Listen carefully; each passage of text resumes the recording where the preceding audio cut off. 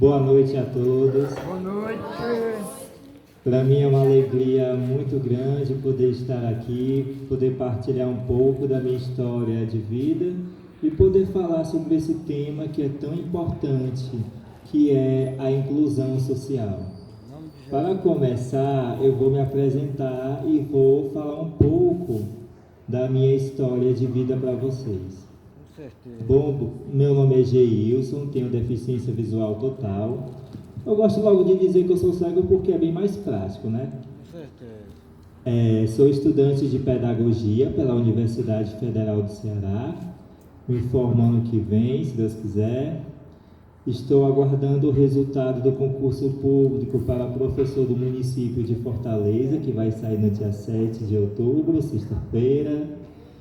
Então peço a oração de vocês para que, se for da vontade de Deus, que dê tudo certo.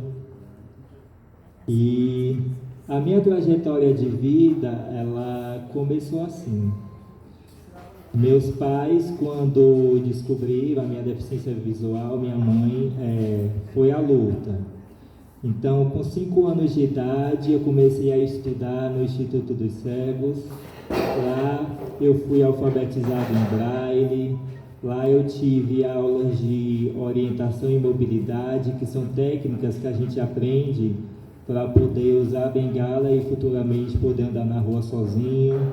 Então lá eu recebi todos os atendimentos que uma pessoa cega precisa receber.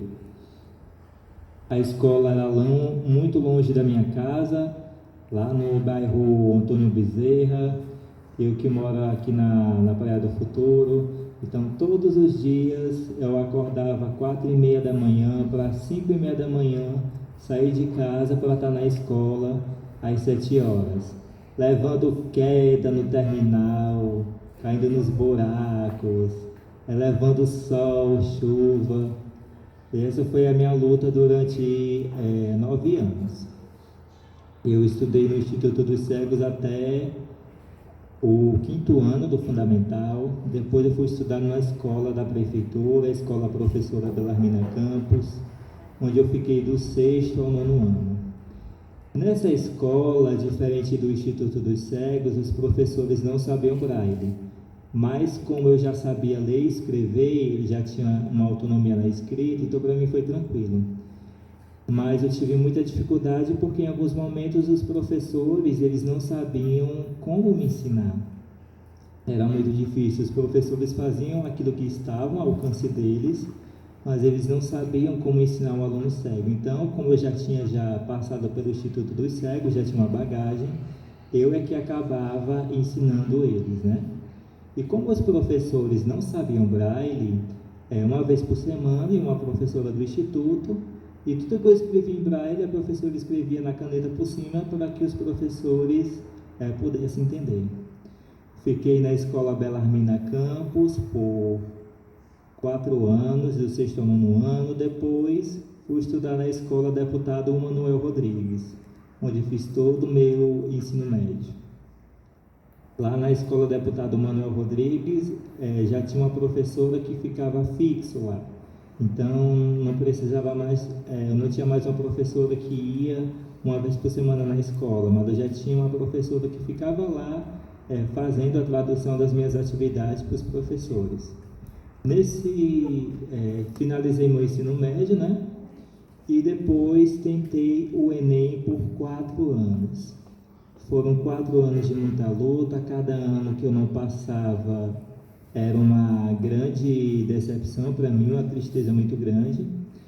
E o último ano que eu tentei o Enem, eu fiz simplesmente por fazer, só para dizer que eu não tinha feito, mas eu não tinha mais nenhuma esperança que eu fosse passar. Tanto que depois que eu fiz a prova do primeiro dia, eu cheguei em casa chorando, falando para minha mãe, eu não vou mais fazer prova nenhuma. E a minha mãe, você vai? Eu falei, eu não vou. Ela, você vai. E também, além da deficiência visual, eu tenho um problema de transtorno de ansiedade, então eu comecei a dar várias crises, comecei a passar mal. Mas a minha mãe ali, firme e forte, me dando força, falou, não, você vai. Eu não passei, eu não nadei tanto para morrer na praia, não, você vai. E no domingo seguinte, praticamente arrastado por ela, fui lá fazer a prova. E foi nessa prova, nesse Enem, que eu estava querendo desistir, foi o Enem que eu passei no curso de Pedagogia pela Universidade Federal de Ceará. Chegando lá, me deparei também com a mesma realidade, professores despreparados para me ensinar. E aqui eu destaco um fato que me marcou muito. Certa vez, o professor pediu para que a turma fizesse um resumo de um vídeo. Detalhe, o vídeo tinha só um fundo musical e pessoas gritando lá, era um vídeo pré-histórico. Cheguei para o professor e falei, né, que aquele vídeo não dava para mim, e eu achava que ele tinha entendido a situação. Então, eu pedi ajuda a uma amiga minha, ela disse para mim que estava passando o vídeo, eu fiz o trabalho, mandei para o e-mail dele explicando que dessa vez vídeos desse formato não dava certo para mim, que ficava muito complicado, porque não tinha como eu saber as imagens que estavam sendo passadas no vídeo. Eu achava que ele tinha entendido. Poucas semanas depois, o professor passa outro vídeo todo legendado em inglês. E aí eu fiquei revoltado, fiz o mesmo procedimento, pedi para uma amiga minha me ajudar, ela me ajudou, falou para mim o que estava passando no vídeo, as imagens, só que ela teve mais dificuldade porque ela não sabia o que era que ela falava primeiro, se eram as imagens que estavam aparecendo ou se era a legenda. E aí isso me deixou muito revoltado. E aí o que foi que eu fiz?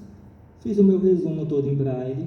Quando foi no dia da aula do professor, eu cheguei lá e falei: professor, está aqui meu trabalho, quero que o senhor leia meu trabalho em voz alta, corrija e dê minha nota. A turma toda bateu palma. Esse professor, ele entendeu que aquela forma não estava dando para mim e ele mudou da água para o vinho. A partir daquele momento, ele começou a passar atividades que davam para mim fazer.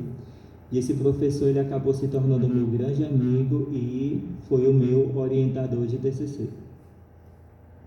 Eu decidi começar contando a minha história de vida para falar para vocês que na vida a gente passa por muitos obstáculos, seja por questões de falta de acessibilidade, seja por questões financeiras, mas que a gente nunca deve desistir dos sonhos da gente. Se eu tivesse desistido, eu não estaria aqui dando essa palestra. Então, gostaria de dizer para vocês que nunca desistam do sonho de vocês. Se alguém chegar para você e dizer: você não tem como você fazer isso, no seu pensamento você já pensa o contrário. Tem sim. Porque na nossa caminhada a gente encontra pessoas maravilhosas que nos dão apoio, mas a gente encontra aquelas que nos colocam para baixo. E quando você tem uma deficiência, aí é que as pessoas acham que você não tem capacidade de fazer nada, o que não é verdade. A deficiência, ela é apenas um detalhe, ela não torna uma pessoa melhor ou pior do que ninguém. Eu sou cego total e eu costumo dizer para as pessoas que a minha cegueira, ela não me impede de fazer nada. O que me impede muitas vezes é a falta de acessibilidade e o preconceito das pessoas, que muitas vezes não dão oportunidade, que ficam super protegendo, que não deixam a gente mostrar aquilo que a gente sabe, que não dão a oportunidade da gente aprender. Eu costumo dizer que se a nossa cidade tivesse piso tátil adequado, de qualidade, se a gente tivesse sinal sonoro e todos os recursos de acessibilidade, a gente não teria tanta dificuldade para se locomover, porque o grande problema não está na deficiência, mas sim está no ambiente da pessoa, no ambiente na qual a pessoa está inserida. Porque se tudo fosse adaptado para todos, a gente não teria tanta dificuldade para poder se locomover. E é muito importante que a gente trate as pessoas com deficiência da mesma forma que você costuma tratar as outras pessoas. É muito comum, isso acontece muito comigo quando eu estou com alguma acompanhante, a pessoa quer fazer alguma pergunta para mim, mas no lugar dela fazer para mim, ela pergunta para a pessoa que está do meu lado. Ele estuda, ele trabalha, puxa, por que não pergunta para mim, não estou ali? ignora a minha presença completamente. Sendo que eu estou ali escutando tudo, poderia muito bem perguntar para mim. E a gente deve tratar as pessoas da mesma forma que gostaria de ser tratado. Né? Ninguém vai gostar de ser ignorado. Você está ali, a pessoa está lhe vendo ali, e você pergunta à pessoa que está do seu lado. Então, é muito importante a gente ter acessibilidade atitudinal. Acessibilidade atitudinal é a mais importante de todas, porque ela diz respeito às atitudes. É como você trata as pessoas. É muito importante a gente se colocar no lugar das pessoas. Porque será que você gostaria de ser tratado dessa forma? Será que você gostaria de estar na rua, estar lá conversando com seu amigo e chega uma pessoa, pergunta para o seu amigo sobre você coisas que você tem capacidade de responder? É muito importante a gente ter essa empatia para com o outro. E outra, a gente não sabe o dia de amanhã. Hoje a gente, sei lá, está andando de boa, amanhã a gente pode estar numa cadeira de rodas. Não estou querendo aqui colocar medo em ninguém, jogar praga para ninguém, mas essa é a realidade da vida. A gente não sabe de nada, a gente não sabe o dia de amanhã. A gente não sabe o que vai acontecer daqui a 5 minutos. Hoje eu preciso de ajuda, amanhã pode ser outra pessoa, né? E aqui eu dou aqui algumas dicas, caso vocês encontrem uma pessoa cega na rua. É muito importante que quando você for ajudar uma pessoa cega, que você se identifique, fale: oi, tudo bem, você precisa de ajuda? Porque muitas vezes acontece da gente estar andando na rua, a gente só sente um braço puxando a gente, aí a gente não sabe o que é que está acontecendo, se a gente vai ser ajudado ou se vai ser assaltado, né?